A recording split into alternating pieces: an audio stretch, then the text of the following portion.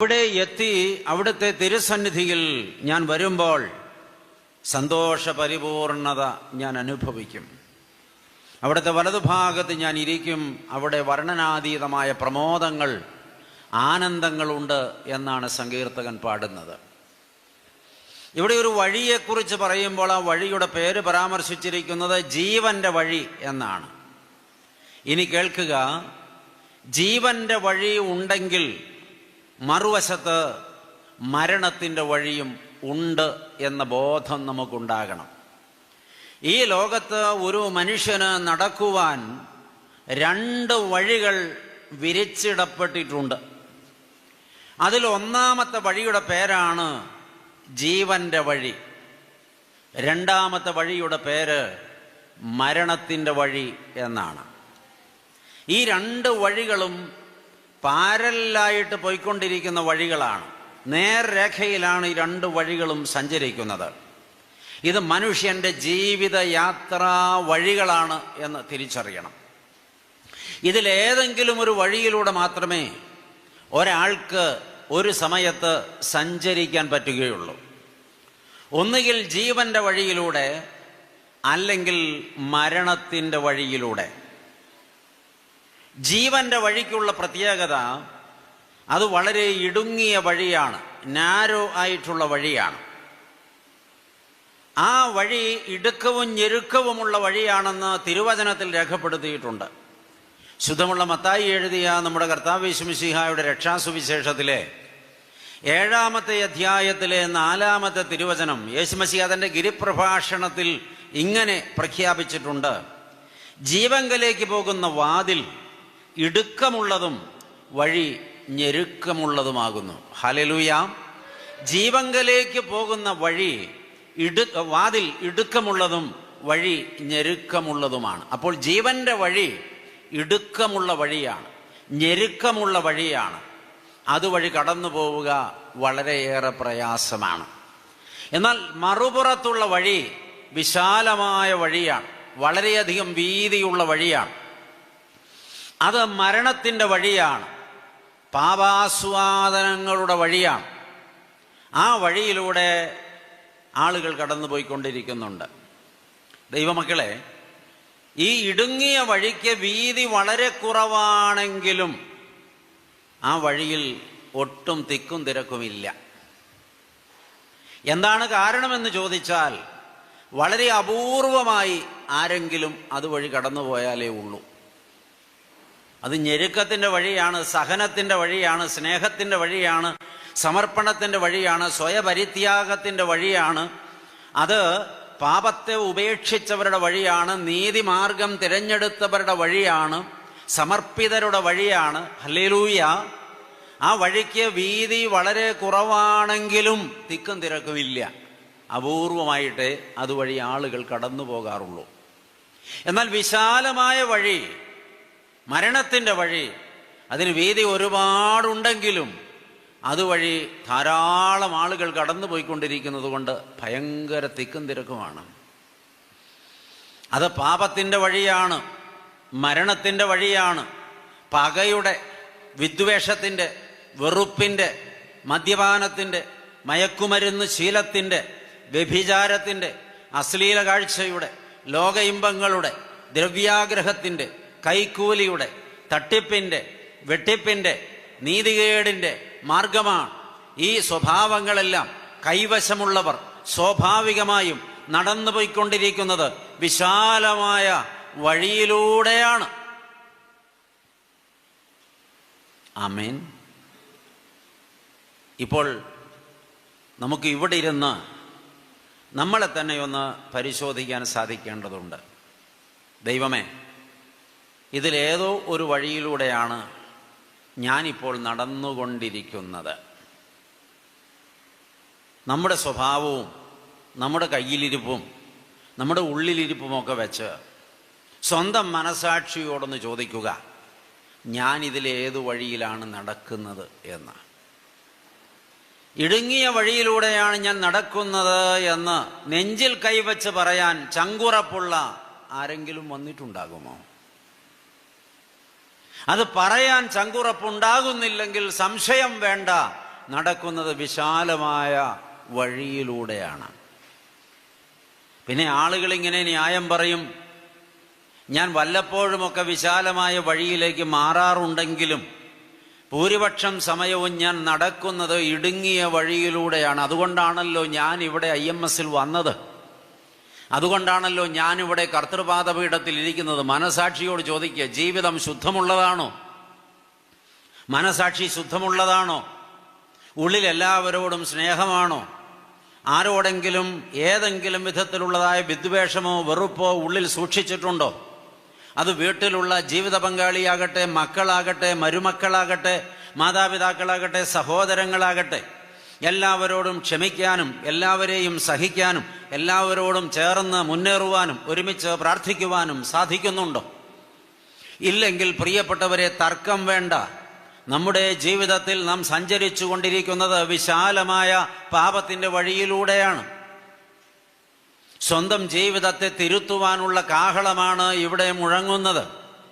നമ്മുടെ ജീവിതത്തെ നമ്മൾ പരിശോധിച്ച് നമ്മൾ തന്നെ തിരുത്തിയിട്ടില്ല എങ്കിൽ വലിയ വില കൊടുക്കേണ്ടതായിട്ട് വരും. ഒരു മനുഷ്യന്റെ ഭാവി എന്താണെന്ന് തീരുമാനിക്കുന്നത് ആ മനുഷ്യൻ തന്നെയാണ്. നമ്മുടെ മനസ്സിലൊരു ചിത്രമുണ്ട്, ദൈവം എല്ലാവരെയും ന്യായം വിധിക്കും എന്ന്. ദൈവം എല്ലാവരെയും ന്യായം വിധിക്കുമെന്ന് പറയുമ്പോൾ അത് നമ്മുടെ തിരഞ്ഞെടുപ്പിനനുസരിച്ചുള്ള വിധിയാണ് ദൈവം വിധിക്കുക എന്ന് തിരിച്ചറിയണം. നിയമാവർത്തന പുസ്തകത്തിൻ്റെ 30-ാം അധ്യായത്തിലെ 19-ാമത്തെ തിരുവചനം ഇവിടെ വളരെ ശ്രദ്ധേയമായി പഠിക്കേണ്ടതാണ്. നിയമാവർത്തന പുസ്തകം 30-ാം അധ്യായത്തിൻ്റെ 19-ാമത്തെ തിരുവചനം. മോശ ദീർഘദർശി മുഖാന്തിരം പിതാവായ ദൈവം ഇസ്രയേൽ ജനത്തോട് അരുൾ ചെയ്തത് എന്തെന്നാൽ, ഇതാ ഞാൻ ചില കാര്യങ്ങൾ നിങ്ങളുടെ മുൻപിൽ നിരത്തി വയ്ക്കുകയാണ്. ഏത് വേണമെന്ന് നിങ്ങൾ തന്നെ തിരഞ്ഞെടുത്തുകൊള്ളണം. നിങ്ങൾ തിരഞ്ഞെടുക്കുന്നത് നിങ്ങളുടെ അവകാശമായിരിക്കും. എന്നിട്ട് മോശയിലൂടെ ദൈവം സംസാരിക്കുകയാണ്. ജീവൻ വേണമോ മരണം മതിയോ? അനുഗ്രഹം വേണമോ ശാപം മതിയോ? 2 വാക്കുകൂടെ അച്ഛൻ അതിനോട് ചേർക്കുകയാണ്. സ്വർഗം വേണമോ നരകം മതിയോ? ഏത് വേണമെന്ന് നീ തീരുമാനിക്കുക, നീ തിരഞ്ഞെടുക്കുക. ദൈവ പൈതലെ, നീ തീരുമാനിക്കുന്നത്, നീ തിരഞ്ഞെടുക്കുന്നത് നിന്റെ അവകാശമായിരിക്കും. ഹല്ലേലൂയ. അപ്പോൾ തീരുമാനമെടുക്കേണ്ടത് നമ്മളാണ്, തിരഞ്ഞെടുപ്പ് നടത്തേണ്ടത് നമ്മളാണ്. നമ്മൾ ഏത് തിരഞ്ഞെടുക്കുന്നുവോ അതായിരിക്കും ഭാവിയിൽ നമുക്ക് അവകാശമായി തീരുക. ജീവൻ തിരഞ്ഞെടുത്തവർക്ക് നിത്യജീവനിൽ ഓഹരി കിട്ടും. അനുഗ്രഹം തിരഞ്ഞെടുത്തവർക്ക് നിത്യമായി അനുഗ്രഹം കിട്ടും. എന്നാൽ മരണം തിരഞ്ഞെടുത്തവർ നിത്യമരണത്തിൽ ചെന്ന് വീഴും. ശാപം തിരഞ്ഞെടുത്തവർ നിത്യമായ ശാപഗ്രസ്തരായി പോകും. സ്വർഗം തിരഞ്ഞെടുത്തവർ സ്വർഗത്തിൽ ദൈവത്തോടുകൂടെ ഉല്ലസിക്കും. നരകം തിരഞ്ഞെടുത്തവർ നിത്യാഗ്നിയിൽ അതിവേദനപ്പെടേണ്ടി വരും. ഇവിടെ ഈ ജഡശരീരത്തിനുള്ളിൽ വസിക്കുന്ന കാലത്ത് ഈ ഭൗമലോകത്ത് വെച്ച് ഒരു മനുഷ്യൻ തൻ്റെ ജീവിതത്തിൻ്റെ നാളെ എന്താകണമെന്ന് തിരഞ്ഞെടുക്കണം. ഹല്ലേലൂയ.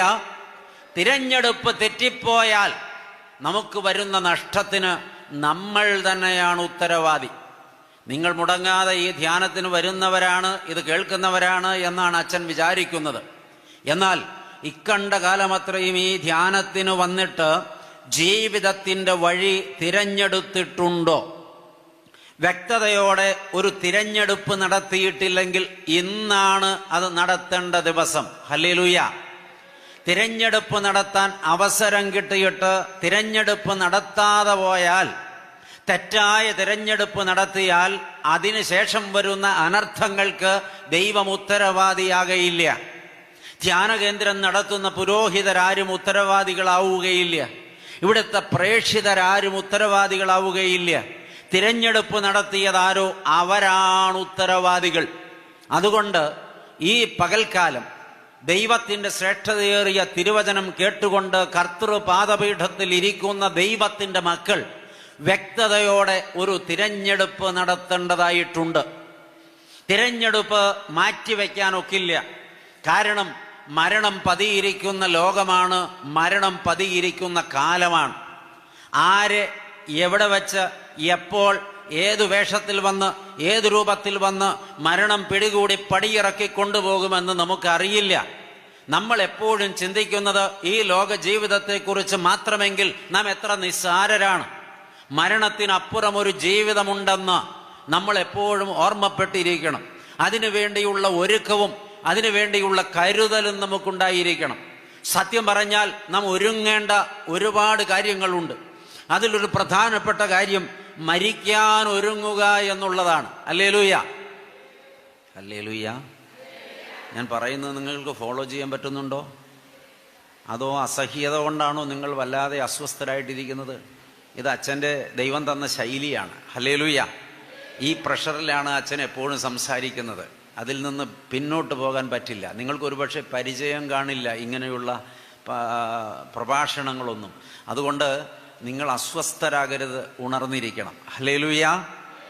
ചിലരൊക്കെ രാവിലെ കഴിക്കാത്തത് കൊണ്ടാണോ കഴിച്ചത് അധികമായി പോയത് കൊണ്ടാണോ ചാഞ്ഞു പോകുന്നത് ഞാൻ കാണുന്നുണ്ട്. പ്രിയപ്പെട്ടവരെ, ഉണർന്ന് ഇരിക്കണം. സ്തോത്രം. പ്രിയപ്പെട്ട ദൈവമക്കളെ, അപ്പോൾ അച്ഛൻ പറഞ്ഞു വന്നത് മരണത്തിന്റെ മാലാഖ പടികടന്നെത്തുന്ന നിമിഷമേതാണെന്ന് എനിക്കും നിങ്ങൾക്കും അറിയില്ല. നാം കട്ടിലിൽ വിശ്രമിക്കുമ്പോഴാണോ, കസേരയിൽ ഇരിക്കുമ്പോഴാണോ, വഴിയിൽ നടക്കുമ്പോഴാണോ, പള്ളിയിൽ പോകുമ്പോഴാണോ, ധ്യാനകേന്ദ്രത്തിൽ വചനം കേട്ടുകൊണ്ടിരിക്കുമ്പോഴാണോ, കർത്തൃമുമ്പിൽ പ്രാർത്ഥന നടത്തുമ്പോഴാണോ, തീർത്ഥാടനത്തിന് പോകുമ്പോഴാണോ, ജോലിസ്ഥലത്ത് ജോലി ചെയ്തുകൊണ്ടിരിക്കുമ്പോഴാണോ, കൈക്കൂലി വാങ്ങാൻ കൈ നീട്ടുമ്പോഴാണോ, കള്ളയൊപ്പിടുവാൻ പേന ചലിപ്പിക്കുമ്പോഴാണോ, ഇനി അതുമല്ല നാം ആശുപത്രിയിൽ അഡ്മിറ്റായിരിക്കുമ്പോഴാണോ, ഈ ആശുപത്രിയിലേക്ക് പോകുന്ന വഴിക്കാണോ, വള്ളത്തിൽ കയറി വെള്ളത്തിൽ യാത്ര ചെയ്യുമ്പോഴാണോ, ഒരു ബസ്സിൽ യാത്ര ചെയ്യുമ്പോഴാണോ, ഒരു കേസ് പറയാൻ വേണ്ടി, അതും കള്ളക്കേസ് പറയാൻ വേണ്ടി കോടതി വരാന്തയിൽ നിൽക്കുമ്പോഴാണോ, എപ്പോഴാണ് മരണത്തിന്റെ മാലാഖ വാറണ്ടുമായി അടുത്തു വരുന്നതെന്ന് നിശ്ചയമില്ല. അതുകൊണ്ട് തിരഞ്ഞെടുപ്പ് നടത്തി ജീവിതത്തെ ക്രമപ്പെടുത്തി മനസ്സിനെ ഉറപ്പിച്ച് വിശ്വാസത്തിന്റെ സ്ഥൈര്യം പ്രാപിച്ച് പ്രത്യാശയിൽ ഉറപ്പുള്ളവരായി കർത്താവിനോട് ചേരുവാൻ ഒരുങ്ങിയിരിക്കണം. ഹല്ലേലൂയ. ഒരുങ്ങിയിട്ടില്ലെങ്കിൽ ഛേദം വരുമെന്നറിയുക. ഒരുങ്ങേണ്ട സമയത്ത് ഒരുങ്ങേണ്ടതുപോലെ ഒരുങ്ങാത്ത ഒരാളും എത്തേണ്ട സമയത്ത് എത്തേണ്ടതുപോലെ എത്തേണ്ട ഇടത്ത് എത്തുകയില്ലെന്നറിയുക. ഹല്ലേലൂയ. അതുകൊണ്ട് ഇന്ന് പകൽക്കാലം ഈ ശബ്ദം കേൾക്കുന്ന, ഓൺലൈനിലൂടെ കേൾക്കുന്ന സകല വിശ്വാസികളും തീരുമാനമെടുത്തേ മതിയാകൂ. ഹല്ലേലൂയ. ഒരു തിരഞ്ഞെടുപ്പ് നടത്തണം. ജീവന്റെ വഴി വേണോ, മരണത്തിന്റെ വഴി വേണോ, അനുഗ്രഹത്തിന്റെ വഴി വേണോ, ശാപത്തിന്റെ വഴി വേണോ, സ്വർഗത്തിലേക്കുള്ള വഴിയെ പോകണമോ, നരകത്തിലേക്കുള്ള വഴിയെ പോകണമോ? നമ്മുടെ ജീവിത ശൈലി അത് അടയാളപ്പെടുത്തുമല്ലോ. ഹല്ലേലൂയ. നമ്മുടെ ഇപ്പോഴത്തെ സ്വഭാവമൊക്കെ രണ്ടു പേർക്ക് കൃത്യമായിട്ടറിയാം. ഞാൻ എന്താണെന്ന് രണ്ടു പേർക്ക് കൃത്യമായിട്ടറിയാം. ഒന്നാമത്തെ ആൾ ഞാൻ തന്നെയാണ്, രണ്ടാമത്തെ ആൾ എൻ്റെ ദൈവമാണ്. ഹല്ലേലൂയ. അത് സംബന്ധിച്ച് വചനം പറയുന്നത് ഇങ്ങനെയാണ്: ദൈവമേ, എൻ്റെ വഴികളൊക്കെയും നിനക്ക് മനസ്സിലായിരിക്കുന്നു. 119 സങ്കീർത്തനത്തിലെ 168 തിരുവചനം. കർത്താവേ, എൻ്റെ വഴികളെല്ലാം നിന്റെ മുമ്പിലിരിക്കുന്നു. ഹല്ലേലൂയ.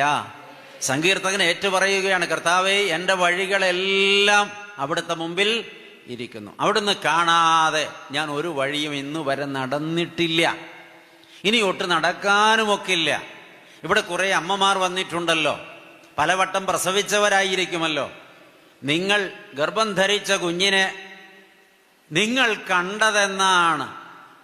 9 മാസം 9 ദിവസം കുഞ്ഞിനെ ഗർഭപാത്രത്തിൽ വഹിച്ച് കൊണ്ടു നടന്ന് ഒടുവിൽ ആ കുഞ്ഞിന് ജന്മം കൊടുത്ത് അതിനെ പ്രസവിച്ച ശേഷമാണ് ഈ അമ്മമാരെല്ലാം സ്വന്തം മക്കളെ കണ്ണാലെ കണ്ടത്. അതുവരെ അവർക്കറിയാം എൻ്റെ ഉദരത്തിലൊരു കുഞ്ഞുണ്ട്, ആ കുഞ്ഞിനെ താലോലിച്ചിട്ടുണ്ട്, താരാട്ട് പാടിയിട്ടുണ്ട്, വാത്സല്യിച്ചിട്ടുണ്ട്, പക്ഷെ കണ്ടിട്ടില്ല. അമ്മ കുഞ്ഞിനെ കണ്ടത് ഡെലിവറിക്ക് ശേഷമാണ്.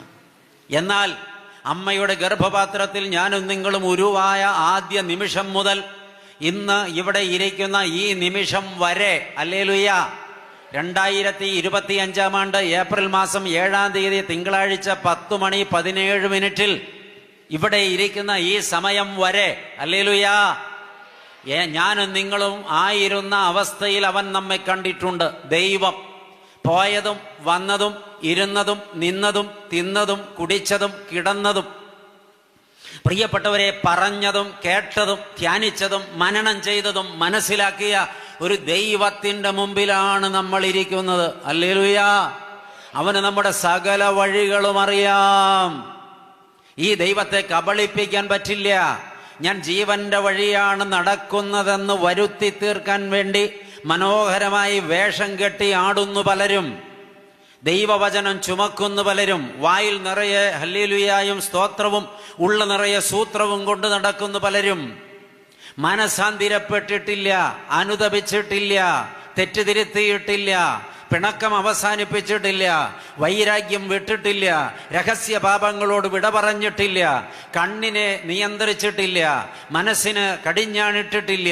പ്രിയപ്പെട്ടവരെ, പാപത്തിന്റെ ലാഞ്ചനകളിലൂടെ പ്രയാണം തുടരുമ്പോഴും വിശുദ്ധനാണ് ഞാൻ, വിശുദ്ധയാണ് ഞാനെന്ന് ലോകരെ ബോധ്യപ്പെടുത്തുവാൻ നാം കെട്ടിയാടുന്ന വേഷങ്ങളെല്ലാം തമ്പുരാന് നിശ്ചയമുണ്ട്. ഹല്ലേലൂയ. അവിടുന്ന് മുഴുവനായും നമ്മുടെ വഴികളൊക്കെ കണ്ടിരിക്കുന്നു എന്നറിയുക. വീണ്ടും പ്രഭാഷകന്റെ പുസ്തകത്തിലേക്ക് വരുമ്പോൾ 15-ാം അധ്യായത്തിന്റെ 3-ാമത്തെ തിരുവചനത്തിൽ വായിക്കുന്നത്, കർത്താവിന്റെ കണ്ണ് എല്ലായിടവുമുണ്ട്. ആമേൻ. ആകാശത്തിലുണ്ട്, ഭൂമിയിലുണ്ട്, പാതാളത്തിലുണ്ട്. ഞാൻ നടന്ന ഊടുവഴികളിലെല്ലാം കർത്താവിന്റെ കണ്ണുകൾ ഉണ്ട്.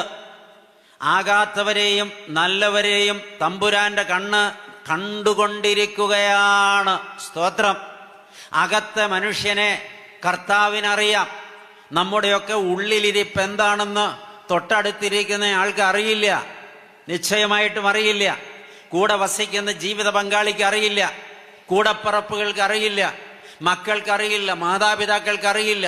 ഒരാളുടെ മനനമണ്ഡലത്തിൽ അയാൾ ചിന്തിക്കുന്നത് എന്താണെന്ന് അറിയാനുള്ള ത്രാണി നമുക്ക് ആർക്കുമില്ല. തൊട്ടടുത്തിരിക്കുന്നയാൾ മനസ്സിൽ എന്താണ് ചിന്തിക്കുന്നതെന്ന് പറയാൻ അറിവും കഴിവുമുള്ള ആരെങ്കിലും വന്നിട്ടുണ്ടോ? ഇല്ല. പക്ഷെ തമ്പുരാൻ അറിയാം. ആമേൻ. ഞാനും നിങ്ങളും എന്താണ് മനസ്സിൽ ചിന്തിക്കുന്നതെന്ന് തൽക്ഷണം അറിയാൻ കഴിയുന്ന ഒരാളാണ് ദൈവം. അതുകൊണ്ട് തമ്പുരാനെ ഒളിച്ച് നമുക്കൊന്നും ചെയ്യാൻ കഴിയില്ല. ജോബിന്റെ പുസ്തകം 34-ാം അധ്യായത്തിന്റെ 21-ാമത്തെ തിരുവചനം, ദൈവത്തിന്റെ ദൃഷ്ടി മനുഷ്യന്റെ വഴികളിന്മേലിരിക്കുന്നു. ദൈവത്തിന്റെ കണ്ണ് മനുഷ്യന്റെ വഴികളിന്മേലിരിക്കുന്നു. അവന്റെ നടപ്പൊക്കെയും ദൈവം കാണുന്നു. ഹല്ലേലൂയ. അപ്പൊ അതുകൊണ്ട് മനസ്സിലാക്കുക, ദൈവത്തെ ഒളിച്ച് തന്നിഷ്ടപ്രകാരം രഹസ്യമായി ഒരു വഴി തിരഞ്ഞെടുത്ത് അതുവഴി നടക്കാൻ എനിക്കും നിങ്ങൾക്കും സാധിക്കില്ല. നടന്നാൽ തമ്പുരാനത് കണ്ടിട്ടുണ്ട്. നമ്മുടെ ജീവിതത്തിന്റെ എല്ലാ രഹസ്യ ഇടങ്ങളും അവൻ കണ്ടിട്ടുണ്ട്. അതുകൊണ്ട് ഒരു തിരഞ്ഞെടുപ്പ് നടത്തിയേ മതിയാകൂ. ഹല്ലേലൂയ. ഇനി വേറെ കുറച്ച് കാര്യങ്ങൾ നിങ്ങളോട് പറയാം. ഈ 2 വഴികളും പാരലായിട്ടാണ് പോകുന്നതെന്ന് നിങ്ങളോട് പറഞ്ഞല്ലോ. നേർരേഖയിലാണ് ഈ 2 വഴികളും പോകുന്നത്. ഇടുങ്ങിയ വഴിയും വിശാലമായ വഴിയും. ഏത് വഴിയിലൂടെ വേണമെങ്കിലും നടക്കാൻ സ്വാതന്ത്ര്യമുണ്ട്. എപ്പോൾ വേണമെങ്കിലും വഴി മാറാനും സ്വാതന്ത്ര്യമുണ്ട്. പ്രിയപ്പെട്ട ദൈവമക്കളെ, എന്നാൽ നിങ്ങൾ അറിയേണ്ട ഒരു വലിയ പരമാർത്ഥം, ഈ വഴി 2ഉം അങ്ങ് ദൂരെ ചെല്ലുമ്പോൾ ഒരു പാലത്തിലോട്ട് കയറും. ഒറ്റ പാലമേ ഉള്ളൂ. വിശാലമായ വഴിയിലൂടെ പോകുന്നവരും ഈ പാലം കയറി അക്കരയ്ക്ക് പോകണം. ഇടുങ്ങിയ വഴിയിലൂടെ പോകുന്നവരും ഈ പാലം കയറി അക്കരയ്ക്ക് പോകണം. പാലം ഒന്നേ ഉള്ളൂ. അപ്പോൾ നിങ്ങൾ ഉള്ളിൽ ചിരിക്കുന്നുണ്ട്, എൻ്റെ അച്ഛാ ഇത്ര നേരം പറഞ്ഞത് മുഴുവൻ പൊട്ടത്തരായി പോയില്ലേ? ഏത് വഴിയിലൂടെ നടന്നാലും ചെന്ന് കയറുന്നത് ഒരു പാലത്തിലേക്കാണെങ്കിൽ ഏതിലെ പോയാലെന്താ കുഴപ്പം, പാലത്തിൽ ചെന്ന് കയറാലോ എന്ന് നിങ്ങളുടെ അന്ധക്കരണം മന്ത്രിക്കുന്നത് എനിക്ക് ഇവിടെ കേൾക്കാൻ പറ്റുന്നുണ്ട്. വിധി എഴുതാൻ വരട്ടെ. ഈ പാലത്തിനൊരു പേരുണ്ട്. പാലത്തിൻ്റെ പേര് ശവപ്പെട്ടി എന്നാണ്. മഞ്ച. ഇവിടെ എന്താ പേര് പറയുക അതിന്? ശവപ്പെട്ടി കണ്ടിട്ടില്ലേ? പണ്ടൊക്കെ നല്ല കറുത്ത തുണി കൊണ്ട് പൊതിഞ്ഞ് വെളുത്ത കുരിശ് മുന്നിലും പുറകിലും പ്രിന്റ് ചെയ്ത് സൈഡിൽ ഇന്ന് ഞാൻ നാളെ നീ എന്നെഴുതിയ പെട്ടികളായിരുന്നു. ഇപ്പം നല്ല തേക്കിൻ്റെ നല്ല ഈട്ടിയുടെയൊക്കെ ഡിസൈനുള്ള സൂപ്പർ പെട്ടികളാണ്. പ്രിയപ്പെട്ടവരെ, തിരിച്ചറിയുക, ഇടുങ്ങിയ വഴിയിലൂടെ നടക്കുന്നവരും ഒരു ദിവസം ചെന്ന് ഈ പാലത്തിൽ കയറണം. വിശാലമായ വഴിയിലൂടെ നടക്കുന്നവരും ഒരു ദിവസം ചെന്ന് ഈ പാലത്തിൽ കയറണം. അപ്പൊ പാലം മനസ്സിലായില്ലേ? ആമേൻ. ഒരു പാലമേ ഉള്ളൂ. ആ പാലത്തിന്റെ പേര് ശവപ്പെട്ടി എന്നാണ്. നമ്മുടെ പാലം പണി തീർന്നിട്ടുണ്ടാകുമോ? പലരും ഞെട്ടി. ഉറങ്ങിയിരുന്നവരൊക്കെ ഒന്ന് കുടഞ്ഞെഴുന്നേറ്റു. എപ്പോഴാ പാലം കയറേണ്ടെന്നതിനെ കുറിച്ച് വല്ല വിവരവുമുണ്ടോ? ഉടനെ ഒന്നും ഇല്ലച്ചാന്ന് ഇവിടെ ആരോ പറഞ്ഞു. വെറും തോന്നലാ. ചിലപ്പോൾ ഇന്നാകാം, ചിലപ്പോൾ നാളെയാകാം, നിവൃത്തിയില്ല. അച്ഛൻ പറഞ്ഞില്ലേ, മരണത്തിന്റെ മാലാഖ വന്ന് വാറണ്ട് കയ്യിൽ തന്ന് ചുമലിൽ കൈവച്ചാൽ കൂടെ പോകണം. വചനം പറയുന്നു 39-ാം സങ്കീർത്തനത്തിൽ, എത്ര ബലവാനായ മനുഷ്യനും ഉറച്ചു നിന്നാലും ഒരു ശ്വാസം. പുറത്തേക്ക് പോയ ശ്വാസം തിരിച്ച് അകത്തേക്ക് എടുക്കാൻ ഒത്തില്ലെങ്കിൽ ആളെ പെട്ടിയിലേക്ക് എടുക്കുമെന്നല്ലേ പ്രമാണം. ഇത്രയല്ലേ ഉള്ളൂ ഞാനും നിങ്ങളും. അപ്പൊ തീരുമാനമെടുക്കണ്ടേ? വേണ്ടേ? ഈ പാലം കയറേണ്ടത് എപ്പോഴാണെന്ന് നിശ്ചയമില്ലാത്തത് കൊണ്ട് സദാ ഇപ്പോഴും ഒരുങ്ങിയിരിക്കണം. പാലം കയറി അക്കരെ ചെല്ലുമ്പോൾ വീണ്ടും കഥ മാറും. പാലം കയറി അക്കരെ ചെന്നാൽ വഴി വീണ്ടും രണ്ടായി പിരിയും. ഹല്ലേലൂയാ. അവിടെയാണ് നമ്മൾ ഞെട്ടുക. ഇവിടെ ഇടുങ്ങിയ വഴിയിലൂടെ കഷ്ടപ്പെട്ട് ഞെരങ്ങി നിന്ന പരിഹാസങ്ങൾ ഏറ്റുവാങ്ങി ഒറ്റപ്പെടൽ സഹിച്ച് അനേകരുടെ ആക്ഷേപം സ്വീകരിച്ച് ലോകത്തെ വെറുത്ത് പാപത്തെ വെറുത്ത് വിശുദ്ധിയിൽ ജീവിച്ച് ദൈവവചനം ധ്യാനിച്ച് ദൈവത്തെ സ്തുതിച്ച് ദൈവത്തെ ആരാധിച്ച് ദൈവത്തിന്റെ വേല ചെയ്ത് മദ്യപിക്കാതെ പുകവലിക്കാതെ മയക്കുമരുന്ന് ഉപയോഗിക്കാതെ ലോക സുഖങ്ങളെല്ലാം വേണ്ടെന്ന് വെച്ച് ദൈവിക പ്രമാണമനുസരിച്ച് വിശുദ്ധിയുടെ മാർഗത്തിൽ സത്യത്തിന്റെ മാർഗത്തിൽ സ്നേഹത്തിന്റെ മാർഗത്തിൽ ദൈവ വഴി മുറുകെ പിടിച്ച് ലോകത്തോട് പോരാടി നടന്ന ദൈവത്തിന്റെ പ്രിയ മക്കൾ പാലം കടന്ന് അക്കരെ ചെന്നാൽ വിശാലമായ ഒരു വഴിയിലേക്കാണ് ചെന്ന് കാലുവെക്കുക. ഹല്ലേലൂയാ. ആ വഴി ഇരുട്ട് ലെവലേശമില്ല. ഹല്ലേലൂയാ. അവിടെ പ്രകാശം മാത്രമേ ഉള്ളൂ. അവിടെ മാലാഖമാർ കയ്യിൽ കുരുത്തോലകളുമേന്തി പാട്ടുപാടുന്നുണ്ട്. അവിടെ വാദ്യഘോഷങ്ങൾ ഉയർന്നു കേൾക്കുന്നുണ്ട്. അവിടെ വിശുദ്ധന്മാരുടെ വലിയ സംഘമുണ്ട്. ആർപ്പോടെ, നൃത്തത്തോടെ, പാട്ടോടെ, സ്തുതികളോടെ അവർ ദൈവത്തെ സ്തുതിക്കുകയാണ്. മുന്നോട്ട് പോകും തോറും പ്രകാശം കൂടിക്കൂടി വരികയാണ്. ആ യാത്ര അങ്ങനെ മുന്നോട്ട് പോയി മഹാപ്രകാശത്തിലേക്ക് ചെല്ലുകയാണ്. മഹാപ്രകാശം സ്വർഗത്തിന്റെ കവാടമാണ്. ഹല്ലേലൂയാ. അതിനപ്പുറത്ത് നിത്യ ആനന്ദമാണ്, നിത്യ സ്വർഗമാണ്, നിത്യതയാണ്. ഹല്ലേലൂയാ. ഇവിടെ ഇടുങ്ങിയും ഞെരുങ്ങിയും കഷ്ടപ്പെട്ടും വേദന സഹിച്ചും നിന്ന പരിഹാസങ്ങൾ ഏറ്റുവാങ്ങിയും പാപത്തെ വെറുത്ത് ജീവിച്ച ദൈവത്തിന്റെ വാത്സല്യ മക്കൾക്ക് ഒരുക്കപ്പെട്ടിട്ടുള്ളത്, മരണത്തിനപ്പുറം കരുതപ്പെട്ടിട്ടുള്ളത് മഹാപ്രകാശത്തിന്റെ, മഹാസന്തോഷത്തിന്റെ, അവർണ്ണനീയമായ ആനന്ദത്തിന്റെ, കണ്ണുനീരില്ലാത്ത നിത്യസ്വർഗമാണ്. എന്നാൽ ഇവിടെ വിശാലമായ വഴിയിലൂടെ പാപസുഖങ്ങളെ ആസ്വദിച്ച് എല്ലാവരോടും തമ്മിത്തല്ലുകൂടി ആവശ്യം പോലെ മദ്യപിച്ച് എല്ലാ ജഡസുഖങ്ങളും ആസ്വദിച്ച് ദ്രവ്യാഗ്രഹത്തിൽ മുഴുകി യാതൊരു ദാക്ഷിണ്യവും ദയവുമില്ലാതെ ആളുകളെ പീഡിപ്പിച്ച് കൈക്കൂലി വാങ്ങിക്കൂട്ടി അഴിമതി നടത്തി വ്യഭിചാരം ചെയ്ത് സുഖലോലുപതയിൽ മുഴുകി വൈകുന്നേരങ്ങളിൽ പ്രാർത്ഥിക്കുന്നതിന് പകരം പാപത്തെ പെരുപ്പിച്ച് അനേകർക്ക് മാർഗതടസ്സമുണ്ടാക്കി സാക്ഷ്യം നഷ്ടപ്പെടുത്തി ലോകത്തിന്റെ സകല പാപ വഴികളിലും ഊടാടി സഞ്ചരിച്ച് ജീവിതത്തെ ആസ്വദിച്ച പാപത്തിൽ ജീവിച്ച ഒരു പറ്റം ജനത ഈ പാലം കടന്ന് അക്കരെ എത്തുമ്പോ ഒരു ഇടുങ്ങിയ വഴിയിലേക്ക് എറിയപ്പെടും. ആ വഴിയിൽ കൂരിരുട്ടാണ്, കണ്ണിൽ കുത്തിയാൽ കാണാത്ത കൂരിരുട്ട്. ചെന്ന് ചവിട്ടുന്നത് കനൽക്കട്ടകളിലേക്കാണ്, പഴുത്ത് കിടക്കുന്ന കനൽക്കട്ടകളിലേക്ക്. പാമ്പുകൾ പുളയുന്ന സീൽക്കാര ശബ്ദം അവിടെ കേൾക്കുന്നു. അവ ശരീരത്തിലൂടെ പുളഞ്ഞു കയറുന്നു. അവ ശരീരത്തിലുടനീളം ആഞ്ഞു കൊത്തുന്നു. വിഷം ശരീരത്തിൽ പടരുന്നു. പ്രാണവേദന കൊണ്ട് പിടയുന്നു, പക്ഷെ പ്രാണൻ പോകുന്നില്ല. താഴേക്ക് ചെല്ലുന്തോറും അധമ പാതാളത്തിന്റെ കൂരിരുട്ടാണ്. അവിടെ സന്തോഷമില്ല, സുഖമില്ല, ആനന്ദമില്ല. കണ്ണുനീരാണ്, ദീനരോധനങ്ങളാണ്, ആക്രോശങ്ങളാണ്, നിലവിളികളാണ്, ശാപവാക്കുകളാണ്, കൂരിരുട്ടാണ്, വേദന മാത്രമാണ്. അതിൻ്റെ അവസാനം നിത്യനരകത്തിന്റെ അധമപാതാളത്തിന്റെ അടിയിലേക്ക് ഈ മനുഷ്യൻ നടന്നു പോകേണ്ടി വരും. ഇവിടെ വെച്ച് തിരഞ്ഞെടുപ്പ് നടത്തുന്നതിന്റെ ബാക്കിയാണ് മരണത്തിനപ്പുറം അവകാശമായി കിട്ടുക. ഹല്ലേലൂയ. ഇനി ഒന്ന് ചോദിക്കട്ടെ, പിണങ്ങരുത്.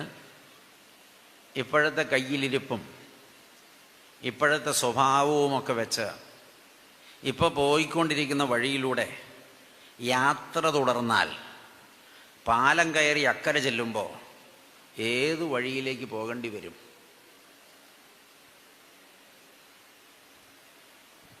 ഉത്തരം പറയൂന്ന് വിചാരിച്ച് ചോദിച്ചതല്ല. ഉത്തരം ഉണ്ടായിരുന്നെങ്കിൽ ഉറപ്പായിട്ട് ഇപ്പോൾ പറഞ്ഞു കഴിഞ്ഞേനെ.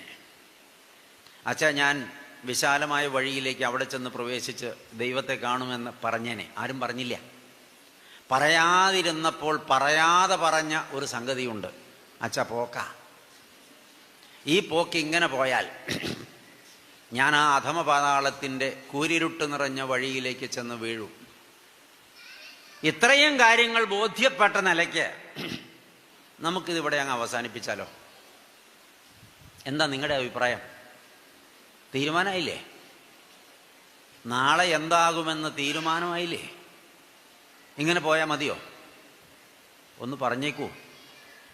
ഇങ്ങനെ പോയാൽ മതിയോ? തിരുത്തപ്പെടേണ്ടതല്ലേ? ഹല്ലേലൂയ. വ്യക്തതയോടെ ഒരു തിരഞ്ഞെടുപ്പ് നടത്തണം ദൈവമക്കൾ.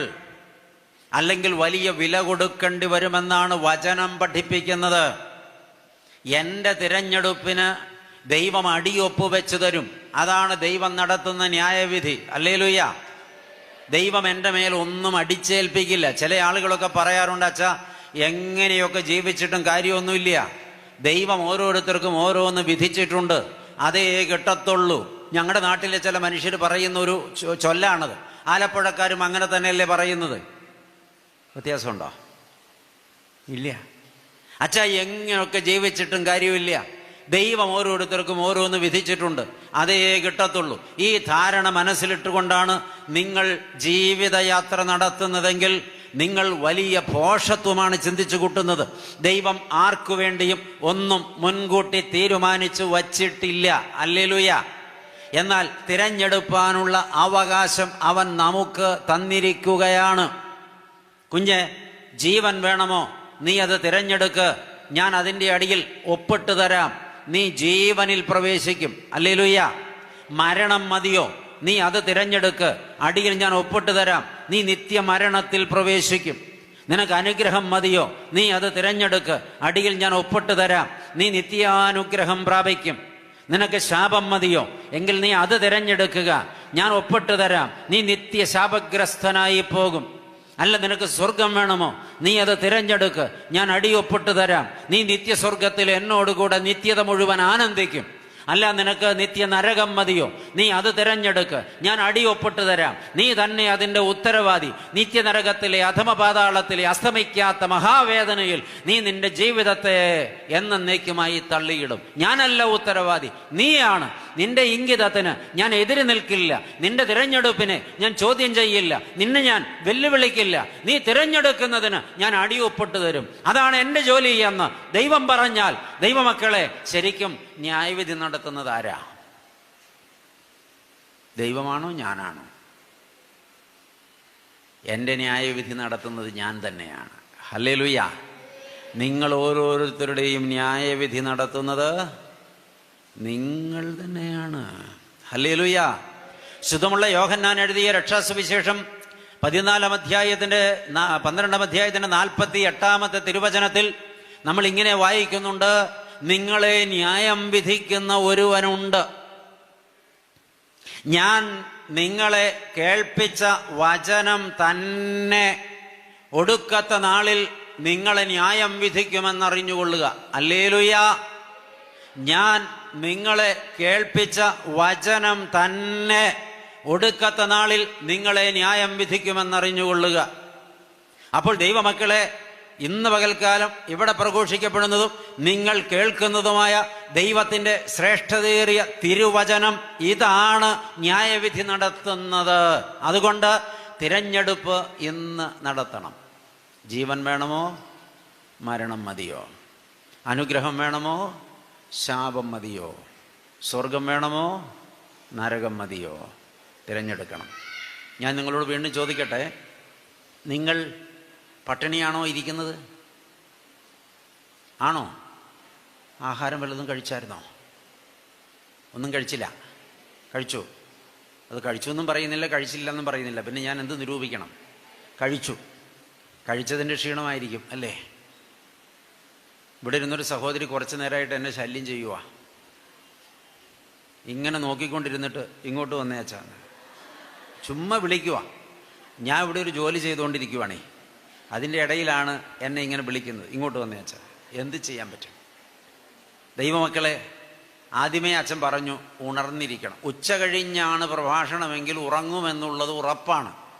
ഈ രാവിലെ ഉറങ്ങുന്ന മനുഷ്യരെ, ആമീൻ, ചിലപ്പോൾ ഭയങ്കര ഷുഗറൊക്കെ ഉള്ളതുകൊണ്ടായിരിക്കും അല്ലേ? സാരമില്ല, നമുക്ക് ദൈവത്തെ സ്തുതിക്കാം.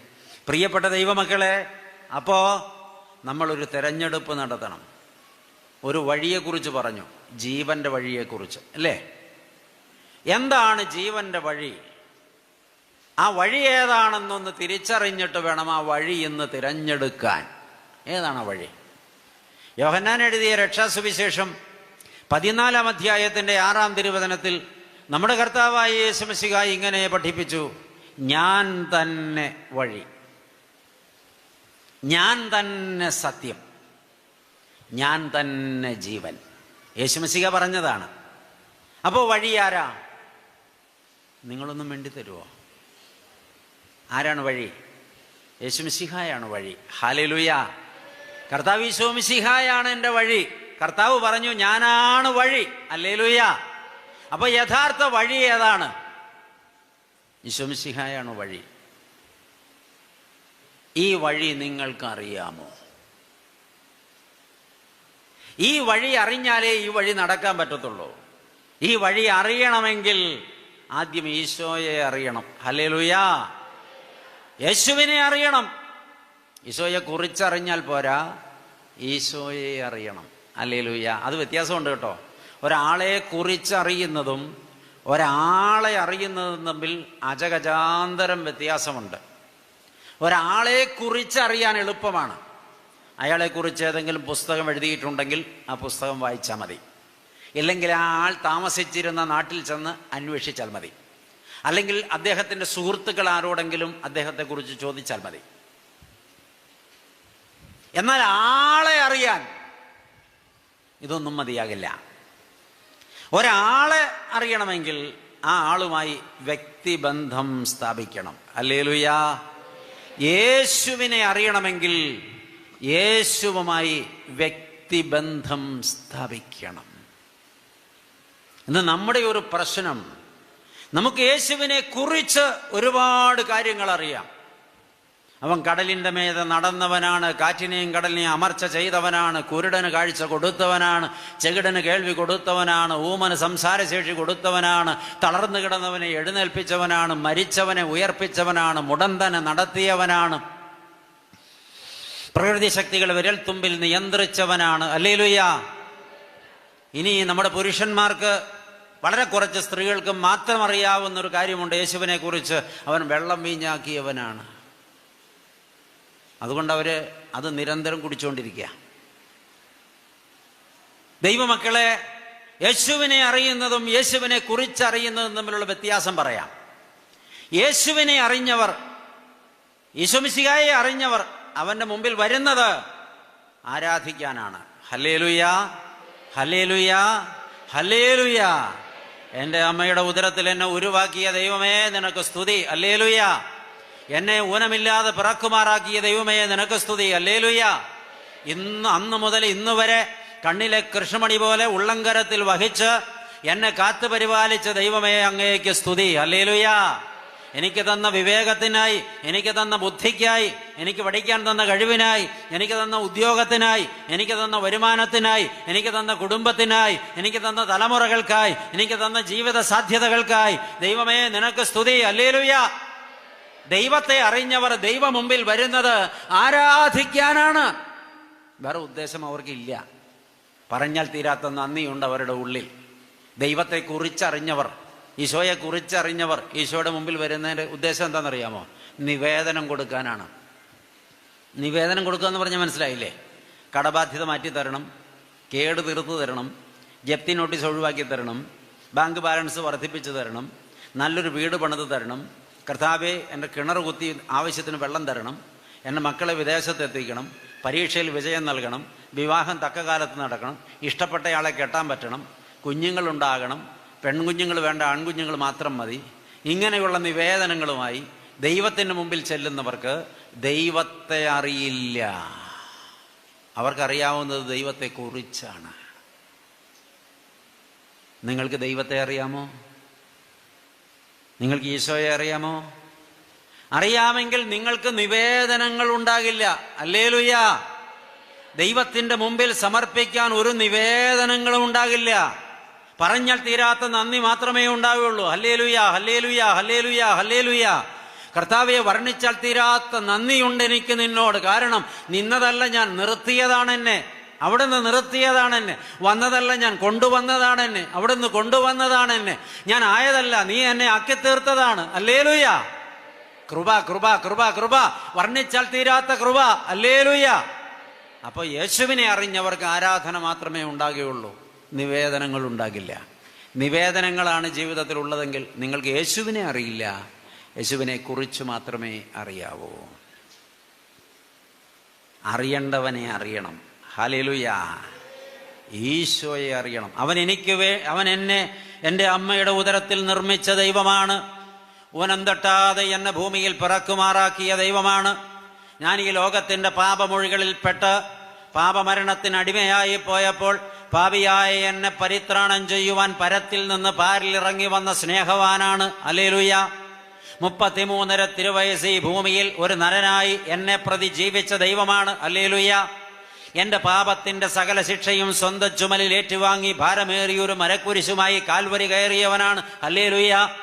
എന്റെ ശിരസിൽ ഞാൻ ഏറ്റുവാങ്ങേണ്ട എന്റെ പാപത്തിന്റെ ശിക്ഷയാകുന്ന മുൾക്കിരീടം സ്വന്തം ശിരസിൽ ഏറ്റുവാങ്ങിയവനാണ്. ഹല്ലേലൂയ. എന്റെ കൈകളിലും കാലുകളിലും അടിക്കപ്പെടേണ്ട ആണി സ്വന്തം കൈകളിലെ ഏറ്റുവാങ്ങി എന്നെ അതിൽ നിന്ന് വിടുവിച്ച് രക്ഷിച്ചവനാണ്. ഹല്ലേലൂയ.